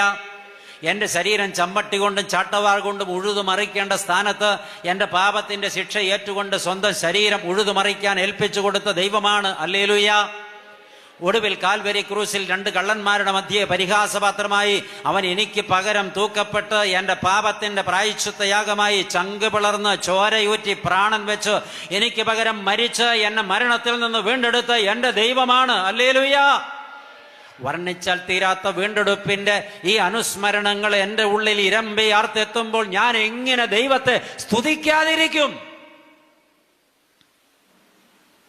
വർണ്ണിച്ചാൽ തീരാത്ത അനുഗ്രഹങ്ങളാണ് അവിടുന്ന് എനിക്ക് തന്നത്. ഹല്ലേലൂയ. അതുകൊണ്ട് ഞാൻ അവനെ സ്തുതിക്കും, ഇടതടവില്ലാതെ സ്തുതിക്കും, ആരാധിച്ച് സ്തോത്രം ചെയ്യും. എനിക്ക് പരാതികളില്ല, എനിക്ക് പരിഭവങ്ങളില്ല, എനിക്ക് കുറ്റപ്പെടുത്തലുകളില്ല, എനിക്ക് ആക്ഷേപങ്ങളില്ല. ഞാൻ ദൈവത്തെ ഒട്ടും വേദനിപ്പിക്കുന്നില്ല. എല്ലാം തമ്പുരാൻ തന്നതാണ്. ഹല്ലേലൂയ. എനിക്ക് തമ്പുരാൻ തന്നതിൽ ഏറ്റവും വലുത് എനിക്ക് പാപക്ഷമ കിട്ടി എന്നുള്ളതാണ്. എൻ്റെ പാപത്തിന് പകരം അവൻ പ്രായശ്ചിത്തയാഗമായി മരിച്ചു എന്നുള്ളതാണ്. അതിനാൽ എൻ്റെ മരണം മാറിപ്പോയി എന്നുള്ളതാണ്. എനിക്ക് പുനരുത്ഥാനത്തിൽ പങ്കാളിത്തം കിട്ടി എന്നുള്ളതാണ്. എനിക്ക് പരദീസയിൽ ഓഹരി കിട്ടി എന്നുള്ളതാണ്. എനിക്ക് സ്വർഗത്തിൽ അവകാശം കിട്ടി എന്നുള്ളതാണ്. ഹല്ലേലൂയ. ഇത്ര വലിയ വിടുതൽ എനിക്ക് തന്ന ദൈവത്തെ ഞാൻ അറിഞ്ഞെങ്കിൽ എനിക്ക് ആരാധിക്കാതിരിക്കാൻ പറ്റില്ല. സ്തോത്രം. മടുത്തോ? നിങ്ങളാരും ഇവിടെ ഇല്ലയെന്ന് എനിക്ക് തോന്നുന്നത്. ഹല്ലേലൂയ. പരിചയമുള്ള ശീലമുള്ള ഒരു ശൈലിയല്ലല്ലോ നിങ്ങൾ കേൾക്കുന്നത്, അതുകൊണ്ടായിരിക്കാം ഇടയ്ക്കിടയ്ക്ക് നിങ്ങൾ ഓഫായി പോകുന്ന പോലൊരു തോന്നല്. ഹല്ലേലൂയ. ചാർജായിട്ടിരിക്കണം, ഓഫായി പോകരുത്. ദൈവത്തിന് സ്തുതി. ദൈവമക്കളെ, ഈ മോശ ദീർഘദർശി മോസസ് ഫറവോ രാജാവിൻ്റെ കൊട്ടാരത്തിൽ ചെന്ന് പറഞ്ഞ്, സൈന്യങ്ങളുടെ ദൈവമായ കർത്താവ് തൻ്റെ ജനത്തെ വിട്ടയക്കണമെന്ന് നിന്നോട് പറയണമെന്ന് എന്നെ പറഞ്ഞേൽപ്പിച്ച് വിട്ടിരിക്കുക. ആരാധനയ്ക്കായി ഈ ജനത്തെ വിട്ടയക്കണം. ഉടനെ ഫറവോ മോശയോട് തിരിച്ച് ഒരു കാര്യം ചോദിച്ചു. മോശ, പുറപ്പാട് പുസ്തകം 5-ാം അധ്യായത്തിൻ്റെ 2-ാമത്തെ തിരുവചനം, നീ ഈ പറയുന്ന ദൈവത്തെ എനിക്കറിയില്ല. നീ പറഞ്ഞല്ലോ, ദൈവം പറഞ്ഞു വിട്ടയക്കണമെന്ന്. നീ ഈ പറഞ്ഞ ദൈവത്തെ എനിക്ക് അറിയില്ല, എനിക്കൊരു പരിചയവുമില്ല. ഫറവോ പറഞ്ഞത് സത്യമാണ്. ആമേൻ. അവൻ ഈ ദൈവത്തെ അറിയില്ല. എന്നാൽ മറ്റൊരാൾ വേറൊരു കാര്യം പറഞ്ഞിട്ടുണ്ട്. അത് അപ്പോസ്തലനായ വിശുദ്ധ പൗലൂസാണ്. അദ്ദേഹം എന്താ പറഞ്ഞതെന്നറിയാമോ? തൻ്റെ പ്രിയ ശിഷ്യനായ തിമോത്തിയോസിന് എഴുതിയ 2-ാമത്തെ ലേഖനം 1-ാം അധ്യായത്തിലെ 12-ാമത്തെ തിരുവചനം. അവിടെ വായിക്കുന്നത് ഇങ്ങനെയാണ്: ഞാൻ ആരെ വിശ്വസിച്ചിരിക്കുന്നുവെന്ന് ഞാൻ അറിയുന്നു. ഹല്ലേലൂയ. ഫറവോ പറഞ്ഞു, നീ പറയുന്ന ദൈവത്തെ എനിക്ക് അറിയില്ല. പൗലോസ്ലീഹ പറഞ്ഞു, ഈ ദൈവത്തെ എനിക്ക് നന്നായിട്ട് അറിയാം. ഞാൻ ആരെ വിശ്വസിച്ചിരിക്കുന്നുവെന്ന് എനിക്ക് നന്നായിട്ട് അറിയാം. നമ്മളിതിൽ ആരുടെ പക്ഷത്താ? ദൈവത്തെ അറിയണം. ദൈവമക്കളെ, ശുദ്ധമുള്ള യോഹന്നാൻ എഴുതിയ രക്ഷാസുവിശേഷം 17-ാം അധ്യായത്തിൽ നമ്മുടെ ഈശോ മിശിഹായുടെ മഹാപുരോഹിത പ്രാർത്ഥനയാണ്. ആ പ്രാർത്ഥനയിൽ 3-ാമത്തെ തിരുവചനത്തിൽ ഈശോ മിശിഹ ഇങ്ങനെ പ്രാർത്ഥിക്കുന്നുണ്ട്: പിതാവേ, ഏക സത്യ ദൈവമായ അങ്ങയെയും അങ്ങ് അയച്ചിരിക്കുന്ന യേശു മിശിഹായെയും അറിയുന്നത് തന്നെ നിത്യജീവനാകുന്നു. ഹല്ലേലൂയ. ഏക സത്യ ദൈവമാകുന്ന അങ്ങയെയും അങ്ങ് അയച്ചിരിക്കുന്ന ഈശോ മിശിഹായെയും അറിയുന്നത് തന്നെയാണ് നിത്യജീവൻ. അറിയുന്നത്, ആമേൻ, അറിയുന്നതാണ് നിത്യജീവൻ. നിങ്ങൾക്ക് പിതാവിനെ അറിയാമോ? നിങ്ങൾക്ക് ഏകജാതനായ മിശിഹായെ അറിയാമോ? നിങ്ങൾക്ക് ദാനം ചെയ്യപ്പെട്ട പരിശുദ്ധ റൂഹായെ അറിയാമോ? ഈ അറിവാണ് നിത്യജീവൻ. ഹല്ലേലൂയ. ആകയാൽ ഈ അനുഗ്രഹിക്കപ്പെട്ട പകൽക്കാലത്ത് കർത്താവ് മിശിഹായുടെ ആകർഷണ വലയത്തിൽപ്പെട്ട് ഈ ധ്യാന കേന്ദ്രത്തിലെ വിശാലമായ ഓഡിറ്റോറിയത്തിൽ കർത്താവ് മിശിഹായുടെ പാദപീഠത്തിലിരുന്ന് ശ്രേഷ്ഠതയേറിയ തിരുവചനങ്ങൾ ധ്യാനിച്ചു കൊണ്ടിരിക്കുന്ന ദൈവത്തിൻ്റെ വാത്സല്യ കുഞ്ഞുങ്ങളെ, ഈശോയെ അറിയണം. അതാണ് പ്രധാനം. ആമേൻ, ആമേൻ, ഹല്ലേലൂയ. 119-ാമത്തെ സങ്കീർത്തനത്തിലെ 9-ാമത്തെ തിരുവചനം ഇങ്ങനെയാണ് വായിക്കുന്നത്: ഒരു ബാലകൻ തൻ്റെ നടപ്പിനെ നിർമ്മലമാക്കുന്നത് എങ്ങനെ? നടപ്പിനെ, വഴികളെ നിർമ്മലമാക്കുന്നതെങ്ങനെ? ഒരു ബാലകൻ, ഒരു ബാലിക. ഉത്തരം: ദൈവത്തിൻ്റെ ശ്രേഷ്ഠതയേറിയ വചനപ്രകാരം അതിനെ സൂക്ഷിക്കുന്നതിനാൽ തന്നെ. ഹല്ലേലൂയ. ദൈവത്തിൻ്റെ ശ്രേഷ്ഠതയേറിയ തിരുവചനത്താൽ തൻ്റെ വഴികളെ സൂക്ഷിക്കുന്ന ബാലകൻ അതിനെ നിർമ്മലമായി കാത്തുപരിപാലിക്കും. ഹല്ലേലൂയ. ഇന്നത്തെ കൗമാര യൗവനങ്ങളെക്കുറിച്ച് നമ്മൾ വല്ലാതെ അസ്വസ്ഥതപ്പെടേണ്ടതുണ്ട്. ദൈവാലയങ്ങളിൽ കുഞ്ഞുങ്ങൾ വളരെ കുറവാണ്. ധ്യാന കേന്ദ്രങ്ങളിൽ അവർ പോകാറേയില്ല, കൊണ്ടുപോകാറുമില്ല. കുഞ്ഞുങ്ങളുടെ കയ്യിൽ സ്മാർട്ട് ഫോണും കൊടുത്ത് വീട്ടിലിരുത്തിയിട്ട് മാതാപിതാക്കൾ നടന്ന് ഉഴറി പ്രാർത്ഥിക്കുകയാണ്. പ്രയോജനം കിട്ടുമോ? കിട്ടുമോ? എല്ലാവരും പോയോ? ഇല്ല. ഉത്തരം കിട്ടില്ല, പ്രയോജനം കിട്ടില്ല. സ്മാർട്ട് ഫോണിലാണ് ഇന്നത്തെ തലമുറ. അതിനടിമകളായി പോയിരിക്കുന്നു. അതിനകത്ത് ഗെയിമുകളും കൂത്തുകാഴ്ചകളും കണ്ട് ദിവസങ്ങളോളം, ആഴ്ചകളോളം, മാസങ്ങളോളം ഈ കുഞ്ഞുങ്ങൾ ആഘോഷിക്കുകയാണ്. ഇപ്പോൾ വെക്കേഷൻ കാലമാണ്. ഈ വെക്കേഷൻ കാലത്ത് കുഞ്ഞുങ്ങളെ എന്താണ് പരിശീലിപ്പിക്കുന്നത്? പലരും കുഞ്ഞുങ്ങളെ ഡാൻസ് പഠിപ്പിക്കുന്നു, ഓർഗൻ പഠിപ്പിക്കുന്നു, ഗിറ്റാർ പഠിപ്പിക്കുന്നു, വയലിൻ പഠിപ്പിക്കുന്നു, കരാട്ടെ പഠിപ്പിക്കുന്നു, കുങ്ഫു പഠിപ്പിക്കുന്നു, ഫുട്ബോൾ പഠിപ്പിക്കുന്നു, ക്രിക്കറ്റ് പഠിപ്പിക്കുന്നു. വചനം പഠിപ്പിക്കുന്നുണ്ടോ? ദൈവത്തിന്റെ തിരുവചനം പഠിപ്പിക്കുന്നുണ്ടോ? അതാണ് ശാശ്വതമായത്, അതാണ് പ്രധാനപ്പെട്ടത്. ഒരു പൈതൽ വളർന്നു വരുമ്പോൾ തൻ്റെ നടപ്പ് വഴികളെ നിർമ്മലമായി സൂക്ഷിക്കുന്നതിന് ഒരേ ഒരു മാർഗമേ ഉള്ളൂ.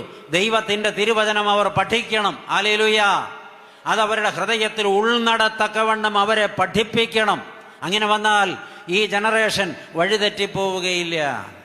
ദൈവവചനപ്രകാരം ജീവിക്കുന്ന ഒരു കുഞ്ഞും വഴിതെറ്റിപ്പോകയില്ല, തെറ്റായ മാർഗത്തിൽ സഞ്ചരിക്കുകയില്ല, പ്രമാണലംഘനങ്ങൾ നടത്തുകയില്ല, പാപത്തിനിടം ജീവിതത്തിൽ കൊടുക്കുകയില്ല, അധമപാതാളത്തിലേക്ക് ടിക്കറ്റ് എടുക്കുകയില്ല, നാശയോഗ്യമായ വഴി സഞ്ചരിക്കുകയില്ല, പെറ്റമ്മയുടെ ഗർഭപാത്രത്തിൽ കത്തിയിറക്കുകയില്ല, അപ്പൻ്റെ കണ്ടനാളത്തിൽ അവൻ കത്തി വയ്ക്കുകയില്ല. ദൈവവചനത്തിൽ ഉൾനട്ട് വളരണം. ആമേൻ. എല്ലാവരും ഓഫായി പോയോ? ഹല്ലേലൂയ. 119 സങ്കീർത്തനം 27, 33 തിരുവചനങ്ങൾ പറയുന്നു, കർത്താവേ, അവിടുത്തെ പ്രമാണങ്ങളുടെ വഴി എന്നെ ഗ്രഹിപ്പിക്കണമേ. അവിടുത്തെ പ്രമാണങ്ങളുടെ വഴി എന്നെ ഗ്രഹിപ്പിക്കണമേ. എന്നാൽ ഞാൻ അങ്ങയുടെ അത്ഭുതങ്ങളെ ധ്യാനിക്കും. ഹല്ലേലൂയ. പ്രമാണങ്ങളുടെ വഴി, ദൈവവചനപ്രകാരമുള്ള വഴി, അതാണ് നാം കണ്ടെത്തേണ്ടത്. അതിന് വചനത്തിൻ്റെ മുമ്പിൽ ഇരിക്കണം, വചനം വായിച്ച് ധ്യാനിക്കണം, വചനം പ്രഘോഷിക്കുന്നത് കേൾക്കണം, വചനത്തെ ഹൃദയസ്ഥമാക്കണം, വചനപ്രകാരം ജീവിതത്തെ പണിയണം. ഹല്ലേലൂയ. വീണ്ടും 119 സങ്കീർത്തനത്തിലെ 30 തിരുവചനത്തിൽ സങ്കീർത്തകൻ പാടുന്നു, കർത്താവേ, വിശ്വസ്തതയുടെ മാർഗം ഞാൻ തിരഞ്ഞെടുത്തിരിക്കുന്നു. മാർഗം എന്ന് വെച്ചാൽ വഴി. വിശ്വസ്തതയുടെ വഴി ഞാൻ തിരഞ്ഞെടുത്തിരിക്കുന്നു. അവിടുത്തെ വിധികളെ എൻ്റെ മുമ്പിൽ ഞാൻ വച്ചിരിക്കുന്നു. അപ്പോൾ നാം തിരഞ്ഞെടുക്കേണ്ട വഴിയുടെ പേര് വിശ്വസ്തതയുടെ വഴി എന്നാണ്. ജീവന്റെ വഴി അത് വിശ്വസ്തതയുടെ വഴിയാണ്. ജീവന്റെ വഴി അത് തിരുവചനപ്രകാരമുള്ള വഴിയാണ്. ജീവന്റെ വഴി അത് മോക്ഷത്തിലേക്കുള്ള വഴിയാണ്. അതുകൊണ്ട് ഇന്ന് ഈ അനുഗ്രഹിക്കപ്പെട്ട പകൽക്കാലം ഒരു തിരഞ്ഞെടുപ്പ് നടത്തുക തന്നെ വേണം. എന്നാൽ ആധുനിക ലോകത്തെ മനുഷ്യൻ അബദ്ധങ്ങൾ ചെയ്തു കൂട്ടുന്നവനാണ്. അതിനെക്കുറിച്ച് സുഭാഷിതങ്ങളിൽ ഒരു വചനമുണ്ട്, 14 അധ്യായത്തിൻ്റെ 12 തിരുവചനം. ചിലപ്പോൾ ഒരു വഴി മനുഷ്യന് ചൊവ്വായി തോന്നും, എന്നാൽ അതിൻ്റെ അവസാനമോ മരണവഴികളത്രേ. ചിലപ്പോൾ ഒരു മനുഷ്യന് തൻ്റെ വഴി നേരെന്ന് തോന്നുന്നു, എന്നാൽ അതിൻ്റെ അവസാനമോ മരണവഴികളത്രേ. നിങ്ങൾ മടുത്തോ? ഇല്ല. ഒരു വഴി നിങ്ങളിങ്ങനെ സഞ്ചരിക്കുകയാണ് എന്ന് വിചാരിക്കുക. അപ്പോൾ ഒരു സ്ഥലത്ത് ചെല്ലുമ്പോൾ വഴി 2ആയിട്ട് പിരിയുന്നു. ഒരു വഴിയിൽ എഴുതി വച്ചിട്ടുണ്ട്, ഈ വഴി നിങ്ങളുടെ ലക്ഷ്യത്തിലേക്കുള്ള എളുപ്പ വഴിയാണ്, അഥവാ കുറുക്കു വഴിയാണ്. ഇതുവഴി പോയാൽ നിങ്ങൾക്ക് 3 മണിക്കൂർ ലാഭിക്കാം. പക്ഷേ ഈ വഴി പോകരുത്, വഴിയിൽ സിംഹമുണ്ട്. അപ്പുറത്തേക്കുള്ള വഴിയിലൂടെ പോയാൽ 3 മണിക്കൂർ ലേറ്റായിട്ട് ലക്ഷ്യത്തിലെത്തുകയുള്ളൂ, കൂടുതൽ ദൂരം നടക്കണം. തിരഞ്ഞെടുപ്പ് നടത്തേണ്ട സമയമാണ്. ഈ വിവേകമുള്ള ആളുകൾ ഇങ്ങനെ ഒരു ബോർഡ് കണ്ടാൽ എന്താ ചെയ്യുക? ഞാൻ വിവേകമുള്ള ആളുകൾ എന്താ ചെയ്യാന്നാ ചോദിച്ചത്. നിങ്ങൾക്കത് ഇല്ലാന്നാണോ നിങ്ങളിപ്പോൾ പറയാൻ ശ്രമിക്കുന്നത്? വിവേകമുള്ള ആളുകൾ ഇങ്ങനെ ഒരു ബോർഡ് കണ്ടാൽ എന്താ ചെയ്യുക? സിംഹമുള്ള വഴിയിലൂടെ അങ്ങ് പോയേക്കാം എന്ന് വിചാരിക്കും. പിന്നെ എളുപ്പ 3 മണിക്കൂർ നേരത്തെ അക്കരെ ചെല്ലാം. എഴുതി വെച്ചിട്ടുണ്ടെന്ന് ഓർത്ത് സത്യമാവണമെന്നുണ്ടോ? ഇതിലെ അങ്ങ് പോയാൽ എന്താ കുഴപ്പം? എന്തു വരാൻ? അങ്ങ് പോകും. ആണോ? പോട്ടെ, വിവേകമുള്ള മനുഷ്യരെ വിട്ടു. നിങ്ങളാണെങ്കിൽ ഏത് വഴി തിരഞ്ഞെടുക്കും? ദൂരം കൂടിയ വഴി തിരഞ്ഞെടുക്കുമോ, കുറുക്കു വഴി തിരഞ്ഞെടുക്കുമോ? ആരും ഒന്നും പറയുന്നില്ല. ഉള്ളത് പറഞ്ഞാൽ ഞങ്ങൾ കുഴപ്പത്തിലാകും, മിണ്ടാതിരുന്നാൽ രക്ഷപ്പെടാമെന്നാണ് വിചാരം. പക്ഷെ തമ്പുരാന് കാര്യം മനസ്സിലായി. ഇന്നത്തെ ജനറേഷൻ്റെ പ്രത്യേകത പിന്നെ സിംഹം, ചുമ്മാ മനുഷ്യനെ പറ്റിക്കാൻ. അല്ലെങ്കിൽ ഇപ്പം സിംഹത്തിന് ഞാൻ പിടികൊടുക്കാൻ പോവുക, എൻ്റെ കയ്യിൽ എന്തൊക്കെ അഭ്യാസമുണ്ട്, ഞാൻ ഇതിലെ തന്നെ പോവും. പുറപ്പെട്ടിട്ട് 3 മാസമായി, 3 മണിക്കൂറല്ല 3 മാസമായി, അക്കരെ എത്തിയിട്ടില്ല. എന്തായിരിക്കും സംഭവിച്ചിട്ടുണ്ടാവുക? സിംഹം അവനെ തിന്നിട്ടുണ്ടാവും. പക്ഷേ ഈ ദൂരം കൂടിയ വഴിയിലൂടെ ഈ ഉപദേശം സ്വീകരിച്ച് നടന്നവർ സുരക്ഷിതരായി അക്കരെ എത്തിയിട്ടുണ്ട്. ചോദിക്കട്ടെ, ഒരു വഴി മനുഷ്യന് ചൊവ്വെന്ന് തോന്നി, ഇതാണ് ശരിയായ വഴി എന്നൊരു മനുഷ്യന് സ്വയം തോന്നിയാൽ അതിൻ്റെ അവസാനം എന്താന്ന് പറഞ്ഞത്? മരണത്തിൻ്റെ വഴികളാണ്. ഇതാണ് അച്ഛൻ ഉദാഹരണമായിട്ട് പറഞ്ഞത്. അതുകൊണ്ട് വഴി തിരഞ്ഞെടുക്കുന്നത് സൂക്ഷിക്കണം, ഇല്ലെങ്കിൽ വലിയ ഛേദം വരും. സ്വന്തം താല്പര്യത്തിന് വഴി തിരഞ്ഞെടുത്ത് വീട്ടാനാകാത്ത നഷ്ടം വന്നുപോയ ഒരുപാട് പേരുടെ ചരിത്രം വേദപുസ്തകം പഠിപ്പിക്കുന്നുണ്ട്, വിശുദ്ധ വേദപുസ്തകം പഠിപ്പിക്കുന്നുണ്ട്. അതിൽ ആദ്യം വഴിതെറ്റി നഷ്ടം വന്നയാളുടെ പേര് ആദാമെന്നാണ്. ഔവാമ്മച്ചി കൂടെ ഉണ്ടായിരുന്നു കേട്ടോ. മിസ്റ്റർ ആദാമിനെ അറിയില്ല നിങ്ങൾ? ഇല്ല, ആദാമിനെ കണ്ടിട്ടില്ല. പുരുഷന്മാരോട് ഞാനൊരു കാര്യം പറയാം, ആദാമിനെ നിങ്ങൾ ഇതുവരെ കണ്ടിട്ടില്ലെങ്കിൽ കഷ്ടമാണ്. ഇന്ന് ഞാൻ നിങ്ങൾക്ക് ആദാമിനെ കാണിച്ചു തരും. വീട്ടിൽ ചെന്നിട്ട് കണ്ണാടിയിൽ നോക്കിയാൽ മതി. ആ കാണുന്ന മനുഷ്യൻ്റെ പേരാണ് ആദാം. നിങ്ങൾ ഔവാമ്മച്ചിയെ കണ്ടിട്ടുണ്ടോ സഹോദരിമാരെ? ഇല്ലേ? കണ്ണാടി നോക്കിയാൽ മതി. ആമേൻ. എന്താ സംഗതി? ദൈവം അവരുടെ മുമ്പിൽ ഒരു വഴി വരച്ചിട്ടിട്ടുണ്ട്. അത് ദൈവത്തോട് കൂടെയുള്ള വഴിയാണ്. ഹല്ലേലൂയ. ദൈവത്തോട് കൂടെയുള്ള സ്നേഹ കൂട്ടായ്മയുടെ, സ്വർഗീയ ആരാധനയുടെ, മഹാമഹത്വത്തിൻ്റെ, തേജസ്സിൻ്റെ, എന്താ പറയുക, വർണ്ണിക്കാനാകാത്ത ഉല്ലാസങ്ങളുടെ വഴിയാണ് ദൈവം അവരുടെ മുമ്പിൽ വരച്ചിട്ടിരിക്കുന്നത്. അപ്പോഴാണ് നമ്മുടെ പാമ്പ് വന്നത്. പാമ്പ് സ്നേഹിച്ചുകൂടി മധുരം പുരട്ടി ഔവാമ്മച്ചിയോട് പറഞ്ഞു, വേറൊരു വഴി ഞാൻ കാണിച്ചു തരാം, ഇതാണ് നല്ല വഴി. ഔവാമ്മച്ചിക്ക് തോന്നി ഇതാണ് നല്ല വഴി. ഒരു വഴി മനുഷ്യന് ചൊവ്വെന്ന് തോന്നി.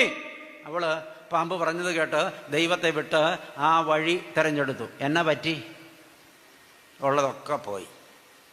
ഈ പഴവും കൈ പിടിച്ച് ഔവാമ്മച്ചി പാവ ആദാമിനെയും പറ്റിച്ചു. ആദാമും അത് തിന്നു, വഴി തെറ്റിപ്പോയി. എന്തൊക്കെ നഷ്ടങ്ങളാണ് വന്നത്! ഏദൻ പർദീസ നഷ്ടപ്പെട്ടു, തേജസ്സിൻ്റെ അങ്കി ഉരിഞ്ഞുപോയി, ദൈവം അവർക്ക് കൊടുത്ത പൗരോഹിത്യം നഷ്ടപ്പെട്ടു, ദൈവം അവർക്ക് കൊടുത്ത രാജത്വം നഷ്ടപ്പെട്ടു, ഏദനിലെ വാസം നഷ്ടപ്പെട്ടു, ദൈവ ആരാധന നഷ്ടപ്പെട്ടു. പ്രിയപ്പെട്ടവരെ, അവർക്ക് കിട്ടാവുന്ന സകല അനുഗ്രഹങ്ങളും അന്ന് നഷ്ടപ്പെട്ടു. ഒരു വഴി ചുവന്ന് തോന്നി തിരഞ്ഞെടുത്തതാ, ഒടുവിൽ നഷ്ടം മാത്രം. ദൈവം അതെല്ലാം മശിഹായുടെ ക്രൂശിലെ യാഗത്താൽ വീണ്ടെടുത്തു കൊടുത്തു. വർണ്ണിച്ചു നിൽക്കാൻ നേരമില്ല, സമയം ശീഘ്രം പോവുക. എൻ്റെ മുമ്പിൽ ഒരു ക്ലോക്ക് വെച്ചിട്ടുണ്ട്, എനിക്ക് വാണിംഗ് തരാൻ വേണ്ടി. ഇതിൻ്റെ സൂചി ശീഘ്രം കറങ്ങിക്കൊണ്ടിരിക്കുക, ഞാൻ പിടിച്ചിട്ട് നിൽക്കുന്നില്ല. അതുകൊണ്ട് 5 മിനിറ്റ് കൂടിയേ സമയമുള്ളൂ. പറയാനുള്ളത് വേഗത്തിൽ പറഞ്ഞ് അവസാനിപ്പിക്കാം. നിങ്ങൾ വേദപുസ്തകം പരിശോധിച്ചാൽ പഴയ നിയമത്തിലെ ചില കഥാപാത്രങ്ങൾ നമുക്ക് കാണാൻ പറ്റും. ആനക്കൊമ്പ് കൊണ്ടുണ്ടാക്കിയ രാജസിംഹാസനത്തിലിരുന്ന് ഇസ്രയേൽ രാജ്യം ഭരിച്ച ഒരു രാജാവിനെ കുറിച്ച് പഴയ നിയമത്തിൽ പറയുന്നുണ്ട്. ആരാന്നറിയോ? പുതിയ നിയമം പോലും അറിയില്ല ഞങ്ങൾക്ക്. അന്നേരം അച്ഛൻ പഴയ നിയമം ചോദിക്കുന്നതെന്ന്. ആ രാജാവിൻ്റെ പേര് ആഹാബ് എന്നാണ്. എന്താണ്? ആനക്കൊമ്പ് കൊണ്ടുണ്ടാക്കിയ രാജകൊട്ടാരത്തിൽ, ഈ സിംഹാസനത്തിലിരുന്ന രാജ്യം ഭരിച്ച ഭയങ്കര ആർഭാടപ്രിയനായിരുന്നു. ഈ മനുഷ്യൻ ഭയങ്കര കൊള്ളക്കാരനായിരുന്നു, തൻ്റെ പ്രജകളെ കൊള്ളയടിക്കുന്നവനായിരുന്നു. നാബോത്ത് എന്ന് പേരുള്ള ഒരു പാവപ്പെട്ട കൃഷിഫലൻ്റെ മുന്തിരിത്തോട്ടം ബലാത്കാരേണ പിടിച്ചെടുക്കാൻ സാധിക്കാതെ വന്നപ്പോൾ അവനെ കള്ളക്കേസിൽ കുടുക്കി കല്ലെറിഞ്ഞു കൊന്നിട്ട് അവൻ്റെ മുന്തിരിത്തോട്ടം ബലാത്കാരേണ പിടിച്ചെടുത്ത് അവിടെ ഉദ്യാനമുണ്ടാക്കി ആഘോഷിച്ച ആളാണ് ആഹാബ്. ഇതിനെല്ലാം ഒത്താശ ചെയ്തത് ആഹാബിൻ്റെ മഹാറാണിയായിരുന്ന ഒരു പെണ്ണ. പേര് പറയാവോ? ഇസബെല്ല. അവൾ ഭയങ്കര മിടുക്കിയായിരുന്നു. അവളായിരുന്നു ആഹാബിൻ്റെ സ്ക്രൂ തിരിച്ചുകൊണ്ടിരുന്നത്. ഒടുവിൽ എന്നാ പറ്റിയെന്നറിയാമോ? തിരഞ്ഞെടുത്ത വഴി തെറ്റിപ്പോയി. ആർഭാടത്തിൻ്റെ വഴി, അഹങ്കാരത്തിൻ്റെ വഴി, കൊലപാതകത്തിൻ്റെ വഴി, നിഗളത്തിൻ്റെ വഴി, കള്ളസാക്ഷികളുടെ വഴി. ഇത് തിരഞ്ഞെടുത്ത ആഹാബിൻ്റെ ഇസ്രായേലിൻ്റെ അന്ത്യം അറിയാമോ? ആഹാബ് യുദ്ധമുന്നണിയിൽ നിൽക്കുമ്പോൾ എതിർപടയാളി അയച്ചവർ അമ്പ് അവന്റെ ചങ്ക് പിളർന്ന് കയറിപ്പോയി. അവൻ ആ തേർത്തട്ടിലേക്ക് കമിഴ്ന്നടിച്ച് വീണു. അവന്റെ ചങ്കിലെ ചോര മുഴുവൻ ആ തേർത്തട്ടിൽ തളം കെട്ടിക്കിടന്നു. രാജാവ് മരിച്ചു. അവനെ കൊട്ടാരത്തിലേക്ക് കൊണ്ടുപോകാൻ പിന്നീട് അധികാരമേറ്റവൻ പറഞ്ഞപ്പോ അവൻ മരിച്ചു കിടന്ന തേരിന്റെ ചക്രം വട്ടം ഒടിഞ്ഞു കിടക്കുക. അതിൽ അവനെ കൊണ്ടുപോകാൻ പറ്റില്ല. അവന്റെ പിണം മറ്റൊരു തേരിലേക്ക് മാറ്റി കൊട്ടാരത്തിലേക്ക് കൊണ്ടുപോയപ്പോ ഇവന്റെ ചങ്കിൽ നിന്നൊഴുകിയ ചോര തേർത്തട്ടിൽ തളം കെട്ടി കിടക്കുകയാണ്. അരയടി മുക്കാലടി പൊക്കത്തിൽ. തെരുവ് പട്ടികൾ വന്ന് അവന്റെ ചങ്കിലെ ചോര നക്കി കുടിച്ച് ദാഹം തീർത്തു. ഒരു രാജാവിന്റെ രക്തം തെരുവ് പട്ടി കുടിച്ചു. എന്തേ സംഗതി? വഴിതെറ്റിപ്പോയി. ഇനി അവന്റെ മഹാറാണി ഇസബെല്ലയുടെ കഥ അറിയാമോ? കൊട്ടാരത്തിന്റെ 3-ാം തട്ടിൽ നിന്ന് അവളെ താഴേക്ക് വലിച്ചെറിഞ്ഞു. തലകുത്തിയാണ് വീണത്. ചിതറിപ്പോയി. അവളുടെ നെഞ്ചിലൂടെ കുതിരയോടിച്ച് യേഹു കൊട്ടാരത്തിൽ കയറി. ചില മണിക്കൂറുകൾ കഴിഞ്ഞ് മഹാരാജാവിന്റെ കബറടക്ക സമയത്ത് ഇസബെല്ലയെയും കൊണ്ടുവന്ന് ഒരുമിച്ച് കബറടക്കാമെന്ന് ഉത്തരവായി. പടയാളികൾ തെരുവിൽ ചെന്നപ്പോഴേ 3 കഷ്ണം എല്ല് മാത്രമേ കിട്ടിയുള്ളൂ. ബാക്കി മുഴുവൻ പട്ടി തിന്നുപോയി. ഒരു വഴി ചുവന്ന് തോന്നി തിരഞ്ഞെടുത്താൽ അവസാനം മരണവഴിയാണ്. തിരഞ്ഞെടുപ്പ് സൂക്ഷിച്ചില്ലെങ്കിലേ വലിയ ഛേദം വരുമെന്നാണ് പറഞ്ഞു വരുന്നത്. അതുകൊണ്ട് ഇന്ന് പകൽക്കാലം ഒരു തീരുമാനം ഉണ്ടാവണം. യേശുക്രിസ്തുവിന് എത്ര ശിഷ്യന്മാരുണ്ടായിരുന്നു? കേട്ടില്ല. 12. ആലപ്പുഴക്കാരൊക്കെ വളരെ ശാന്തരായ മനുഷ്യരാണ്. എന്ത് സൗമ്യമായിട്ടാണ് ഉത്തരം പറയുന്നത്. ഇതെനിക്ക് നേരത്തെ അറിയാമായിരുന്നെങ്കിൽ ഞാൻ ഇവിടെ എങ്ങാൻ വന്ന 5 സെന്റ് സ്ഥലം വാങ്ങിച്ച് താമസിച്ചേനെ. എന്ത് ശാന്തരായ മനുഷ്യരാ. ദൈവത്തിന് സ്തോത്രം. പ്രിയപ്പെട്ട ദൈവമക്കളെ, ഈശോ മിശിഹായ്ക്ക് 12 ശിഷ്യന്മാരുണ്ടായിരുന്നു ഇല്ലേ? ഈ 12 ശിഷ്യന്മാരും ഈശോയുടെ നാമത്തിൽ ഭൂതങ്ങളെ പുറത്താക്കി, ഈശോയുടെ നാമത്തിൽ രോഗികളെ സുഖപ്പെടുത്തി, ഈശോയുടെ നാമത്തിൽ അത്ഭുതങ്ങൾ പ്രവർത്തിച്ചു. ഇതെല്ലാം ചെയ്ത കൂട്ടത്തിൽ ഇസ്കോരിയോത്തോ യൂദായും ഉണ്ടായിരുന്നു. എന്നിട്ട് എന്തായി? വഴിതെറ്റിപ്പോയി. ദ്രവ്യാഗ്രഹത്തിന്റെ വഴി തെരഞ്ഞെടുത്തു ഇസ്കാരിയറ്റ്. എന്താ പറ്റിയേ? 3 മുഴം കയറിൽ കെട്ടിഞ്ഞാന്ന് ചത്തു. ഏറ്റവും വലിയ സങ്കടം എന്താണെന്നറിയാമോ? കെട്ടിഞ്ഞാന്നപ്പോ ചത്തില്ല എന്നുള്ളതാണ്. കയറ് പൊട്ടിപ്പോയി. താഴെ വെട്ടി നിർത്തിയ ഒരു കൂർത്ത കുറ്റിയിലേക്ക് വന്ന് വയറ് കുത്തിയാ വീണത്. വയറ് പിളർന്നു, കുടൽമാല പുറത്തിയാടി. 3 രാവും 3 പകലും അവിടെ ചീഞ്ഞ് പൊഴുത്ത് നാറിക്കിടന്നു. യേശുക്രിസ്തു ഉയർത്തെഴുന്നേറ്റ ശേഷമാ ഇവൻ ചത്തത്. സ്വന്തം വഴി തെരഞ്ഞെടുത്ത് തെറ്റിപ്പോയപ്പോ അനർത്ഥം വന്ന വഴി കണ്ടോ? ഇന്ന് പകൽക്കാലം നമ്മുടെ തെരഞ്ഞെടുപ്പ് തെറ്റിപ്പോയാലേ ഛേദം വരും. ഒരു തെരഞ്ഞെടുപ്പ് നടത്തണം. വഴി തെരഞ്ഞെടുക്കാതെ ഇന്ന് ഈ ധ്യാന കേന്ദ്രത്തിൽ ഇത് കേട്ടുകൊണ്ടിരിക്കുന്ന ഒരാളും, ഈ മീഡിയയുടെ മുമ്പിൽ ഇത് കേട്ടുകൊണ്ടിരിക്കുന്ന ഒരാളും വഴുതി പോകാൻ പറ്റില്ല. തീരുമാനം എടുക്കണം. ഇനി വേദവസ്തം പറയുന്ന വേറെ ഒരു വലിയ കക്ഷിയുണ്ടല്ലോ, അവൻ്റെ പേരാണ് സാംസൺ. കേട്ടിട്ടില്ലേ? നിങ്ങൾ കേട്ടിട്ടില്ലേ? ഒരു കഴുതയുടെ താടികല്ല് കൊണ്ട് 1000 പട്ടാളക്കാരെ തല്ലിക്കൊന്നവൻ. ഒരു ബാലസിംഹത്തെ വെറും കൈ കൊണ്ട് പൂച്ചക്കുട്ടിയെ പിടിക്കും പോലെ പിടിച്ച് കീറിക്കളഞ്ഞവൻ. മഹാമല്ലൻ. പക്ഷെ വഴിതെറ്റിപ്പോയി. ഒരു മദിരാക്ഷിയുടെ മടിയിൽ, ഒരു വേശ്യാസ്ത്രീയുടെ മടിയിൽ അവൾ ഊറ്റിക്കൊടുത്ത് മദ്യവും കുടിച്ച് ബോധം കെട്ട് കിടന്ന് ഉറങ്ങി. അവൻ്റെ ശക്തി ചോർന്നുപോയി. അവൻ ബന്ധിക്കപ്പെട്ടു. അവൻ്റെ കണ്ണ് കുത്തിപ്പൊട്ടിച്ചു. അവനെ അവസാനം അടിമയാക്കി. ഈ സാംസൺ എങ്ങനെയാ അവസാനം മരിച്ചെന്നറിയോ? അച്ഛാ, ഞങ്ങൾ സാംസന്റെ കാലത്ത് ജീവിച്ചിരുന്നവരല്ല, അതുകൊണ്ട് കഥ അറിയില്ല. സാംസൺ എങ്ങനെയാ മരിച്ചെന്നറിയോ? സൂയിസൈഡ് ചെയ്യുമായിരുന്നു. ഒരു വലിയ കെട്ടിടത്തിന്റെ തൂണിൽ പിടിച്ച് വലിച്ച് അത് തലയിലേക്ക് വീഴ്ത്തി കൂടെ ഉണ്ടായിരുന്ന 3000 പേരും കൂടെ കൊന്നു. തന്നെത്താൻ കൊല്ലുമായിരുന്നു. ഇങ്ങനെയാണോ ദൈവത്തിന്റെ ന്യായാധിപൻ മരിക്കേണ്ടത്? എന്താ സംഭവം? വഴിതെറ്റിപ്പോയി. തെറ്റായ വഴി തിരഞ്ഞെടുത്തവരുടെയൊക്കെ അവസാനം മഹാകഷ്ടത്തിലാണ്. അതുകൊണ്ട് വാത്സല്യ മക്കളെ, ഇന്നൊരു തിരഞ്ഞെടുപ്പ് നടത്തണം. ജീവന്റെ വഴി മുമ്പിലുണ്ട്, മരണത്തിൻ്റെ വഴി മുമ്പിലുണ്ട്, അനുഗ്രഹത്തിൻ്റെ വഴി മുമ്പിലുണ്ട്, ശാപത്തിൻ്റെ വഴിയും മുമ്പിലുണ്ട്. സ്വർഗത്തിലേക്കുള്ള വഴി മുമ്പിലുണ്ട്, നരകത്തിലേക്കുള്ള വഴിയും മുമ്പിലുണ്ട്. ഇന്ന് പകൽക്കാലം തിരഞ്ഞെടുപ്പ് നടത്തുക. ഇനിയൊരവസരം കിട്ടിയില്ലെങ്കിലോ? അച്ഛൻ ആദ്യം പറഞ്ഞില്ലേ, നമ്മുടെ പാലം പണി തീർന്നിരിക്കുവാണെങ്കിലോ? സഹിക്കാൻ പറ്റാഞ്ഞിട്ട് ഇവിടെ ചിലർ ചിരിക്കണത്. നമുക്ക് നിശ്ചയമില്ല. ഇപ്പോഴാണ് സമയം.